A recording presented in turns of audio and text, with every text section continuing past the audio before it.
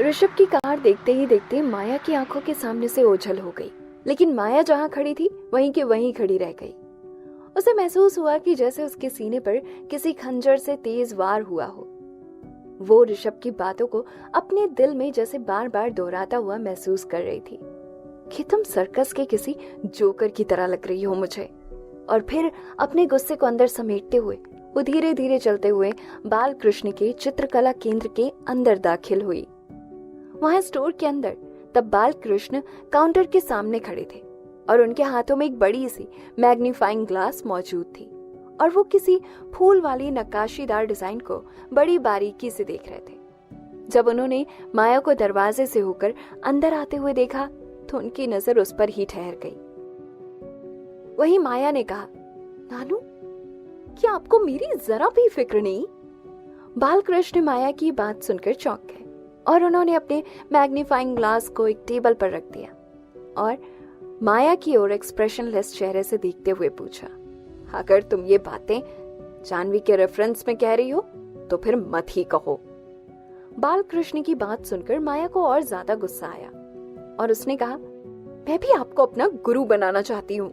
बालकृष्ण की आंखें तब माया पर टिक कर रह गई थी और उन्होंने अपने हाथ में पकड़ी हुई उस फूलों वाली नक्काशीदार डिजाइन को माया की ओर बढ़ाते हुए पूछा, तो फिर बताओ कि ये असली है या फिर नकली, और इसे किसने बनाया है और ये किस घराने से बिलोंग करती है? माया ने आगे बढ़ते हुए उस डिजाइन को अपने हाथों में ले लिया और उसे अपनी उंगलियों से छू कर देखने लगी। काफी देर तक उस आर्ट को एकटक देखते रहने के बाद भी उसे कोई जवाब नहीं सूझा तो उसने अपने नाना की ओर देखते हुए कहा, नानू, आपने तो मुझे कुछ भी सिखाया नहीं है, तो फिर मैं आपको क्या ही जवाब दूं? बालकृष्ण ने वो डिजाइन अपने हाथों में लिया और धीरे से कहा, जब मैंने जानवी को भी कुछ सिखाया नहीं था तब भी वो ये सब कुछ बता सकती थी। गुस्से में माया ने टेबल पर अपना हाथ जोर से पटका और कहा, आप साफ तौर पर भेदभाव कर रहे हैं। मैं आपकी नातिन हूँ, चाहे तो मुझे सब कुछ सिखा सकते हैं, आप उससे मुझे बेहतर बना सकते हैं। माया की बात सुनकर बालकृष्ण ने कुछ भी नहीं कहा। वो नीचे काउंटर की तरफ झुके और उन्होंने वहां से एक पजल का बॉक्स निकाला और उस जिगसॉ पजल को माया के सामने रखते हुए कहा, अगर तुम चाहो तो खुद बहुत कुछ सीख सकती हो, लेकिन उससे पहले तुम्हें ये पजल सॉल्व करना होगा और फिर मैं तुम्हें अपना अप्रेंटिस ले लूंगा। अपने सामने मौजूद जिगसॉ पजल को हैरानी से देखते हुए माया के पैरों तले मानो जमीन खिसक गई। उसने चौंकते हुए पूछा, इसमें कितने सारे पीसेस हैं? 8400। बालकृष्ण की बात सुनकर माया का सिर जैसे चकराने लगा और उसने कहा, आप जानते भी हैं इसको फिनिश करने में कितना वक्त लगेगा? आप जानबूझकर मुझे शर्मिंदा करने की कोशिश कर रहे हैं, है ना? ये जानते हुए भी कि इसे सॉल्व करना मेरे लिए मुमकिन नहीं। बालकृष्ण ने माया की तरफ देखते हुए आगे कहा, यह आसान सी चीज भी तुम्हें मुश्किल लग रही है, तो फिर तुम मुझसे कैसे कुछ सीख पाओगी? तुम्हें क्या ये एंटिक्स को रिस्टोर करने का काम कोई मजाक लगता है? कभी कभी इन छोटी छोटी चीजों को भी रिपेयर करने में महीनों लग जाते हैं। और जानवी सिर्फ काबिल नहीं, काफी मेहनती भी है और उसने जो कुछ भी हासिल किया है अपनी मेहनत से हासिल किया है। तुम कभी उसकी मेहनत को समझ नहीं पाओगी क्योंकि तुमने कभी भी कोशिश ही नहीं की। अपने नाना की बात सुनकर माया का दम घुटने सा लगा था क्योंकि हर कोई जानवी की तारीफ करता था और जब भी माया जानवी की तारीफ सुनती गुस्से से उसका दम घुटने लगता था। बालकृष्ण की बातें सुनकर उसका पारा और ज्यादा चढ़ता जा रहा था। अगर वो नासमझ लड़की ये सब सीख सकती है तो मैं क्यों नहीं? मैं भी तो एक कलाकार परिवार से बिलोंग करती हूँ, मैं भी सीख सकती हूँ। माया ने अपने गुस्से को कंट्रोल करते हुए सोचा, मुझे इससे कोई फर्क नहीं पड़ता कि उसे क्या आता है और क्या नहीं, लेकिन मैं कल से सीखने के लिए आऊंगी आपके पास, माया ने सीरियस टोन में कहा। वहीं बालकृष्ण ने बिना किसी सीरियस एक्सप्रेशन के जवाब दिया, तुम जब ये पजल सॉल्व कर लोगी तभी तुम आना, नहीं तो मत आना। मैं इसे हर हालत में सॉल्व करके ही रहूंगी अब, माया ने गुस्से में कहा और वो पजल लेकर वहां से चली गई। वहीं दूसरी तरफ गाड़ी में ऋषभ और जानवी बैठे हुए थे। तभी ऋषभ ने जानवी की ओर देखकर पूछा, तुम्हें बुरा तो नहीं लगा ना जो कुछ भी वहां हुआ अभी? जानवी ने ना में अपना सिर हिलाया और कहा, मोहिनी महाजन ने काफी कुछ बुरा भला कहा, लेकिन मैंने उनकी बातों को दिल पर नहीं लगाया और मैंने उनकी बातों का पलटकर जवाब भी दिया। वहीं गुरुजी ने भी मेरा खास ख्याल रखा। तभी कुछ देर के पॉज के बाद जानवी ने कहा, तुमने सुबह कहा था ना कि मैं जानकी आंटी की तरह दिखती हूँ, क्या तुम मुझे उनके बारे में कुछ बता सकते हो? जानकी आंटी के बारे में सुनकर ऋषभ चौंक गया और उसने कुछ देर खामोश रहने के बाद कहा, जानकी आंटी एक बहुत अच्छी इंसान है। वो मेरी माँ को अपनी छोटी बहन की तरह प्यार करती थी। जानवी जितना जानकी आंटी के बारे में सुनती जा रही थी, उसे उनके बारे में और ज्यादा जानने का दिल कर रहा था। उसने आगे पूछा, क्या तुम्हारे पास उनकी कोई फोटो होगी? मेरे पास तो नहीं है, लेकिन तुम्हारी सासू माँ के पास जरूर होगी। तुम उनसे ही जानकी आंटी की फोटो के बारे में पूछ लेना। जानवी ने सहमति जताई और फिर एक मैसेज टाइप करते हुए फोटो मांगा। कुछ देर में जानवी के सामने जानकी आंटी की तस्वीर मौजूद थी, लेकिन ये ग्रुप फोटो थी जिसमें 2 खूबसूरत लड़कियां मौजूद थी और उनके सामने एक बड़ा सा पेड़ मौजूद था। उनके चेहरे पर मुस्कुराहट नजर आ रही थी। तस्वीर में बाईं तरफ की लेडी को जानवी अच्छे से जानती थी। वो ऋषभ की माँ राधा की जवानी के दिनों की तस्वीर थी। तस्वीर में दाईं तरफ मौजूद लेडी जरूर जानकी आंटी होंगी। अपने आप से धीरे से बड़बड़ाते हुए जानवी उस तस्वीर पर गौर करने लगी।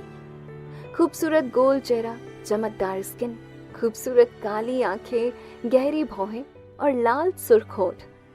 उन खूबसूरत काली गहरी आंखों में चमक नजर आ रही थी, लंबी नाक और गुलाबी होठ।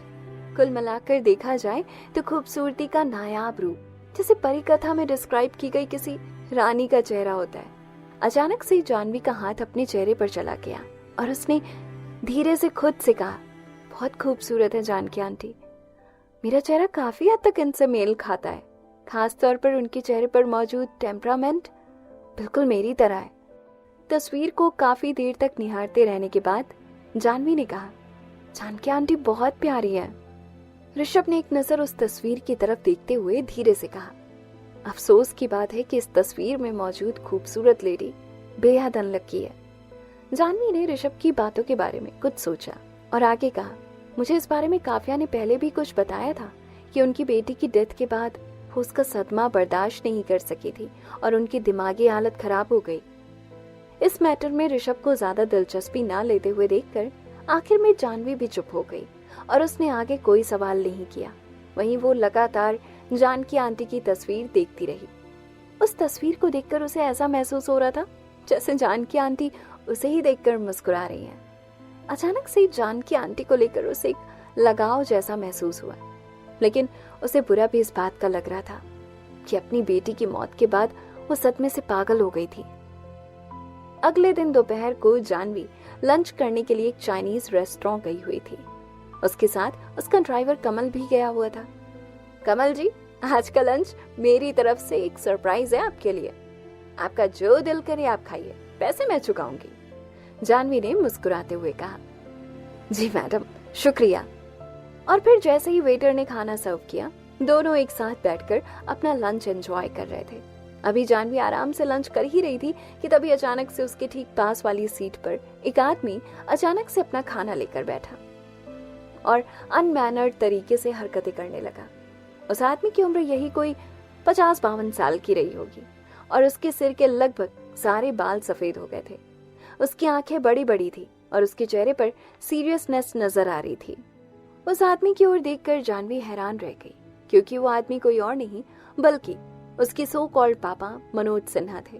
वो उन्हें नमस्ते कहना चाहती थी, लेकिन अचानक से उसे उस दिन का इंसिडेंट याद आ गया जिस वजह से उसे चोट लग गई थी, और माँ के साथ जिस तरह से उसके पापा ने बखेड़ा शुरू किया था, वो सब कुछ एक फ्लैशबैक की तरह उसकी आंखों के सामने आ गया। और सबसे ज्यादा हैरान करने वाली बात ये थी कि मनोज अपने खाने में मग्न थे। वो अपनी बेटी को देख तक नहीं रहे थे। तभी जानवी को मनोज की आवाज सुनाई दी, मेरी बेटी हर रोज चटाकेदार मसाला खाना खाती रहती है और यहाँ उसके बाप को सूखी रोटी तक नसीब नहीं होती।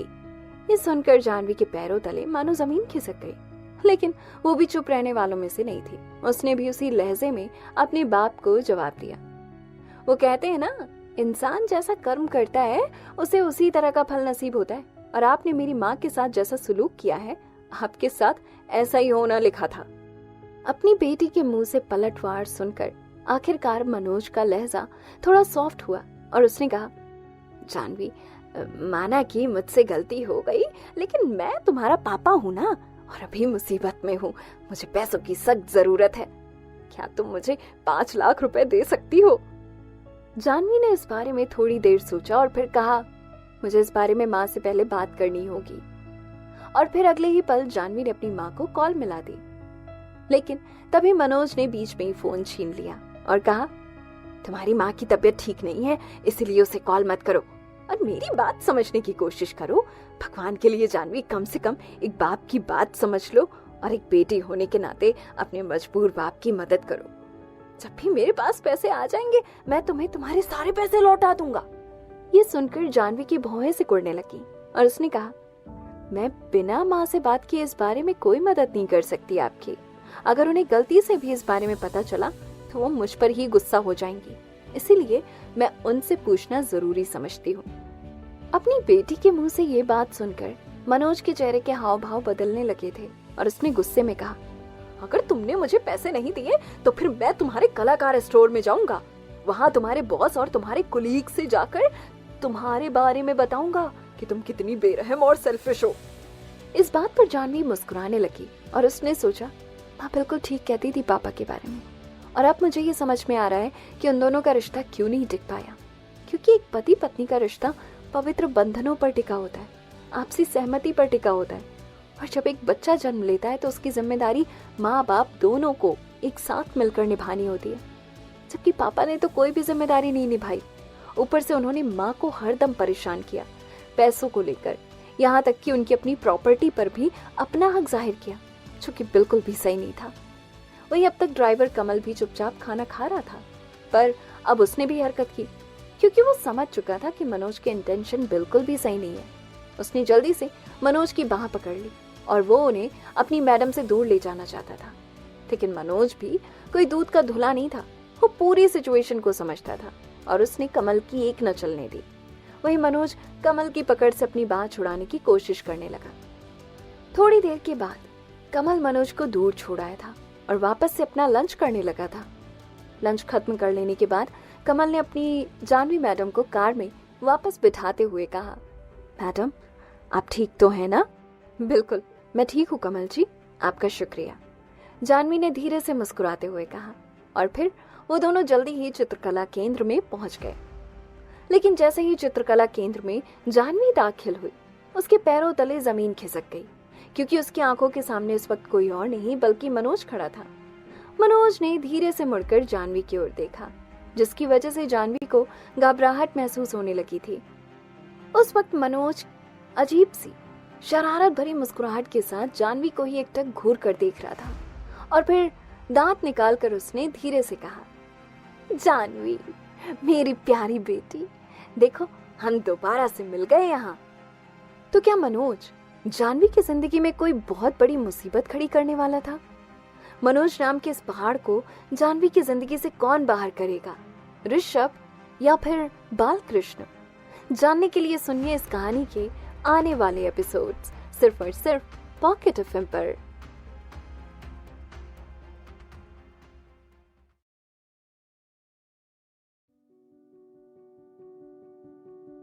लेकिन अगले ही पल मनोज को चौंकाते हुए जानवी का चेहरा, जो थोड़ी देर पहले शांत नजर आ रहा था, वो और ज्यादा संयमित नजर आने लगा। उसने बड़ी खामोशी से ठंडे लहजे में पूछा, मिस्टर सिन्हा आपको क्या चाहिए? मनोज ने हैरानी से जानवी की ओर देखकर पूछा, मुझे बेवकूफ मत बनाओ, मैंने अभी कुछ देर पहले उस रेस्टोरेंट में तुम्हें बताया था कि मुझे क्या चाहिए। मुझे पैसों की जरूरत है, और अगर तुमने मुझे पैसे नहीं दिए तो मैं सबको ये बता दूंगा कि तुम कितनी सेल्फिश हो। यहाँ तक कि मैं मीडिया के पास भी जाऊंगा और तुम्हारा असली चेहरा एक्सपोज कर दूंगा। तुम्हें कोर्ट तक खींचूंगा कि तुम एक मजबूर और बेसहारा बाप की मदद नहीं कर सकती, तुम एक लापरवाह बेटी हो। ये सब सुनते ही जानवी के होठों पर एक मुस्कुराहट खिलने लगी थी। वो जानबूझकर मनोज का मजाक उड़ाते हुए उसे ही एकटक देख रही थी।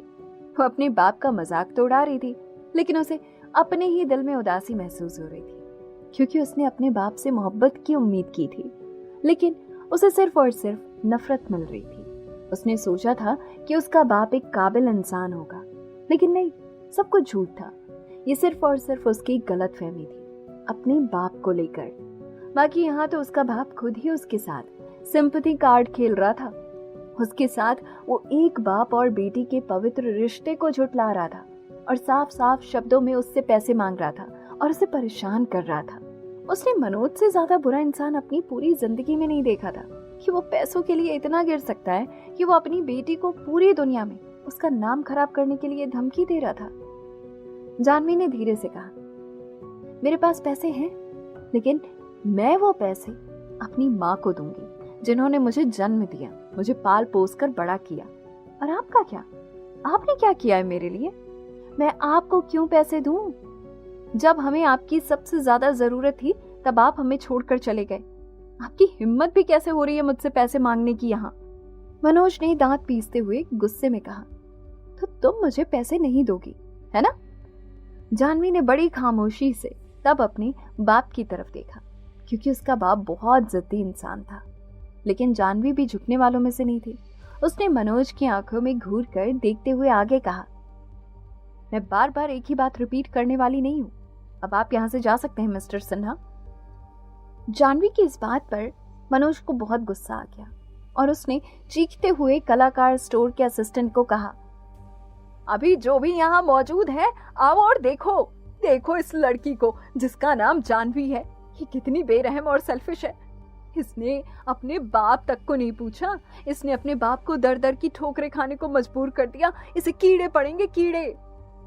तभी शोर शराबा सुनकर वहां आसपास जो भी मौजूद था उसका ध्यान मनोज की बात पर चला गया। एक दो कस्टमर और एक दो लोग जो वहां काम करते थे वो सब अब धीरे धीरे मनोज की ओर बढ़ने लगे। तभी जानवी ने हरकत की और जल्दी से अपने फोन पर ड्राइवर कमल का नंबर डायल किया। कमल जी। अभी इससे पहले कि जानवी अपनी बात पूरी कर पाती तब तक मनोज ने जानवी के हाथों से उसका फोन छीन लिया और उसे जमीन पर पटक दिया। जानवी ने दोबारा से फोन उठाना चाहा, लेकिन मनोज ने इस बार भी वही किया। अपने बाप की इन हरकतों से जानवी का दिल जोर जोर से धड़कने लगा था और उसे डर महसूस होने लगा। अभी इससे पहले कि जानवी की मदद करने के लिए कोई वहां पहुंचता, तब तक चित्रकला केंद्र का कांच का बड़ा सा दरवाजा खुला और अंदर राहुल दाखिल हुआ। अचानक से वहां का ये सीन देखकर राहुल के चेहरे के एक्सप्रेशन बदल गए और जल्दी से अपने लंबे लंबे 2-3 कदम आगे बढ़ाते हुए उसने एक जोरदार लात मनोज के सीने पर जड़ दी। तुम्हारी हिम्मत भी कैसे हुई मिस जानवी के साथ ऐसा करने की? वही मनोज जोरदार लात खाने की वजह से जमीन पर गिर गया था और चारों खाने चित हो गया था। करीब 2 महीने पहले मनोज को ऋषभ ने मारा था, जिसकी वजह से उसके सिर पर चोट आई थी और अभी वो कुछ दिन पहले ही रिकवर हुआ था। उस वक्त जानवी हैरान परेशान नजरों से राहुल की तरफ एकटक देख रही थी, क्योंकि फिर एक बार राहुल न जाने कहां से उसकी मदद करने के लिए वहां आ पहुंचा था। राहुल जिसने एक ब्लैक फॉर्मल सूट पहन रखा था जो दिखने में काफी सिंपल नजर आ रहा था, और उसने अपने हाथों में एक घड़ी पहनी हुई थी। उसने बाल सेट किए हुए थे। इस वक्त वो एक नॉर्मल परिवार का एक साधारण लड़का नजर आ रहा था, कोई अमीर घराने का लड़का नहीं। तभी मनोज फर्श से उठकर अपने आप को देखने लगा और जोर से चिल्लाया, तेरी ये मजाल, तूने मुझ पर हाथ उठाया, तुझे तो मैं नहीं छोड़ूंगा। मनोज की धमकियां सुनकर राहुल की भौहें तन गई और उसने अगले ही पल मनोज को उसकी बाह से झंझोड़ते हुए उठाया और उसे घसीटते हुए दरवाजे से ले जाकर बाहर छोड़ दिया। ये सब कुछ पलक झपकते ही हुआ था। किसी को भी कुछ भी समझ में नहीं आया कि अचानक से यहाँ क्या हुआ। अभी जानवी चौंकते हुए जल्दी से दरवाजे की ओर भागी। मनोज को हल्की फुल्की चोटें आई थी, लेकिन वो उठने की हिम्मत नहीं कर पा रहा था। राहुल के घसीटने की वजह से मनोज के कपड़े जहां तहां फट गए थे और होठों और हाथ के साथ जगह जगह से खून बह रहा था। लेकिन मनोज भी अपनी आदत से बाज कहां आने वाला था। अपने दर्द को अपने हाथों से सहलाते हुए उसने धमकी भरे लहजे में आगे कहा, तुम कौन हो और कहां से आते हो इससे मुझे कोई फर्क नहीं पड़ता, लेकिन तुमने मेरे मामले में टांग अड़ाकर बहुत बड़ी गलती की है और मैं अभी के अभी अपनी बेटी को सबक सिखा कर रहूंगा और तुम कुछ नहीं कर पाओगे। मनोज के मुंह से बेटी शब्द सुनकर अचानक से राहुल एक जगह खड़ा रह गया। उसने घूरकर मनोज की ओर देखा और अपनी ठंडी निगाहों से घूरते हुए ही कहा, अभी अभी तुमने जो कहा दोबारा से जरा कहना। मनोज ये सुनकर हैरान रह गया और उसने जल्दी से गाली बकते हुए कहा, हो कौन तुम और कहां से आए हो? ये सुनते ही राहुल के चेहरे के एक्सप्रेशन बदल गए और उसकी आंखों में खून उतर आया और उसने गुस्से से कहा, जो आखिरी बार कहा था वो कहो, ये नहीं। मैं अपनी बेटी को सबक सिखा कर रहूंगा और इस मामले में तुम कुछ नहीं कर पाओगे। मनोज ने गुस्से में दोबारा से कहा। राहुल ने अपनी आंखों को गोल गोल घुमाते हुए मनोज से पूछा, तो मिस जानवी तुम्हारी बेटी है? अपनी चिन उठाकर मनोज ने कहा, हाँ, लेकिन तुम कौन हो ये पूछने वाले? लेकिन राहुल ने इस सवाल का कोई जवाब नहीं दिया और उसने मुड़कर जानवी की ओर देखा जो उससे बस थोड़ी ही दूर पर खड़ी थी और उससे पूछा, क्या वाकई में ये तुम्हारे फादर हैं? जानवी ने सहमति जताई और कहा, हालांकि मैंने बचपन के बाद इन्हें कभी नहीं देखा और थोड़े दिन पहले ही ये मुझे दोबारा से नजर आए। उस पल राहुल ने मनोज का हाथ अपने हाथ में कसकर थामा हुआ था और उसने आगे जानवी से पूछा, तो फिर मैं इनका क्या करूं? जानवी ने अपने पापा मनोज की ओर देखा और शांत लहजे से कहा, मिस्टर सिन्हा, अब मेरा और आपका कोई रिश्ता नहीं है और सच्चाई भी यही है और मैं ये नहीं चाहती कि आप हमारे आसपास भी रहें। ये मुश्किल है लेकिन मैं ऐसा ही चाहती हूँ और मैं सिर्फ और सिर्फ अपनी माँ की बात सुनूंगी और अगर आपको वाकई में पैसे चाहिए तो आपको इस बारे में माँ से बात करनी होगी। माँ ने अगर आपको माफ कर दिया तो फिर ठीक है, नहीं तो फिर मैं कुछ नहीं कर सकती इस मामले में। मनोज ने यह नोटिस किया कि जानवी काफी जिद्दी है। उसने इस बार भी उसे पैसे देने से साफ मना कर दिया था और तब उसने गुस्से से कहा, लगता है तुम्हें सबक सिखाना ही होगा मुझे। इस पर जानवी ने धीरे से हंसते हुए कहा, मैं आपको यही एडवाइस देना चाहूंगी कि अपनी गलती को एक्सेप्ट कर लीजिए, नहीं तो फिर आपके साथ बहुत बुरा होगा। जानवी ने ये सारी बातें बहुत आराम से सोच समझ कर की थी। वो चाहे इस वक्त मुस्कुरा रही थी लेकिन उसकी बातों से धमकी साफ झलक रही थी। मनोज को उस वक्त जानवी पर बहुत गुस्सा आ रहा था और उसने अपना सारा गुस्सा जाहिर करते हुए दांत पीस कर कहा, तुम बिल्कुल अपनी उस जिद्दी माँ पर गई हो। उसके अंदर भी कोई रहम नहीं है और तुम्हारे अंदर भी। तुम दोनों एक ही मिट्टी की बनी हुई हो। मनोज की इस धमकी पर जानवी को हंसी आ गई और उसने हंसते हुए कहा, ये बात बहुत सही कही आपने, क्योंकि मैं अपनी माँ पर ही गई हूँ, क्योंकि माँ ने मुझे पाल पोस कर बड़ा किया है, आपने नहीं। और आपकी इस सेल्फिशनेस के बारे में मैं क्या ही बताऊं। आपके जैसा बेगैरत इंसान मैंने आज तक नहीं देखा। ठीक 3 साल पहले की ही बात है। उस वक्त दादी माँ कितनी ज्यादा बीमार थी। उस वक्त हमारे पास पैसे नहीं थे उनके इलाज के लिए। हमें अपना घर तक गिरवी रखना पड़ा था। और तब आप कहाँ थे? हमें जब आपकी जरूरत थी तब आप हमारे साथ नहीं थे। और अब आप सामने से आकर मुझसे पैसे मांग रहे हैं, पूरे के पूरे 5 लाख रुपए। अगर आप एक सच्चे इंसान होते तो मैं पलक झपकते ही आपके कदमों में 10 लाख रुपए रख देती, लेकिन नहीं, आप पापा कहलाने के लायक भी नहीं हो। मनोज ये बात अच्छे से जानता था कि वो गलत था, इसीलिए वो चुप रहा। लेकिन वो बिना पैसे लिए जाने वाला भी नहीं था यहाँ से। तभी भागते हुए ड्राइवर कमल आया और उसने कहा, मैडम मैडम आप ठीक तो हो ना मैडम? इस वक्त कमल जोर जोर से हाँफ रहा था। दरअसल उस वक्त कमल पब्लिक टॉयलेट में वॉशरूम यूज करने गया था और जैसे ही उसे चित्रकला केंद्र के बाहर राहुल, जानवी और मनोज नजर आए, उसे कुछ अनहोनी का अंदेशा हुआ, इसीलिए वो भागते हुए यहाँ पहुंच गया था। वो इस वक्त जानवी को ही देख रहा था। तभी जानवी ने कहा, मैं बिल्कुल ठीक हूँ कमल जी। मनोज ने देखा कि धीरे धीरे वहां लोग और बढ़ते ही जा रहे थे और आज भी उसे खाली हाथ ही जाना पड़ेगा। तभी उसने अपना फोन उठाया और जल्दी से एक नंबर डायल करते हुए कहा, यहाँ जल्दी आओ और मुझे लेकर जाओ, मुझे चोट लगी है। उस वक्त राहुल घूरकर मनोज को एकटक देखे जा रहा था और फिर उसने जानवी से कहा, मिस जानवी चलिए स्टोर में वापस जाते हैं। जानवी ने हामी भरी और चित्रकला केंद्र की ओर बढ़ते हुए अचानक से कुछ सोचकर उसने पूछा, मिस्टर वर्मा, क्या आज आप यहाँ किसी बिजनेस के सिलसिले में आए थे? राहुल ने बेहद फ्लैट टोन में जवाब दिया, हाँ, वो दरअसल मैं यहाँ एक खास चीज को प्रिजर्व करने के लिए आया हुआ था जो हमारे परिवार की धरोहर है और सबसे यकीन लायक काम प्रोफेसर बालकृष्ण ही कर सकते हैं। और फिर कुछ सोचकर राहुल ने आगे कहा, और तो और प्रोफेसर बालकृष्ण का नाम भी मेरे डैडी ने ही मुझे रिकमेंड किया। तभी जानवी ने स्माइल करते हुए कहा, वैसे आज के लिए शुक्रिया। अरे कोई बात नहीं, अगर मैं आपकी मदद नहीं करता तो कोई ना कोई तो आपकी मदद कर ही देता। और इसके लिए आपको शुक्रिया कहने की जरूरत नहीं है, राहुल ने मुस्कुराते हुए कहा। वहीं दोनों को हंसता मुस्कुराता देख मनोज के सीने पर सांप लौट रहा था और उसने जल्दी से अपना फोन उठाया और एक नंबर डायल किया। ऋषभ बेटा, मैं मनोज, जानवी का पापा बात कर रहा हूँ। मेरे पास तुम्हें बताने के लिए कुछ है जानवी को लेकर। फोन के दूसरी तरफ बात करता ऋषभ अचानक से चौंक गया और उसने पूछा, क्या बात है? मेरा निशाना सही जगह पर लगा है, मनोज ने सोचा और फिर आगे कहा।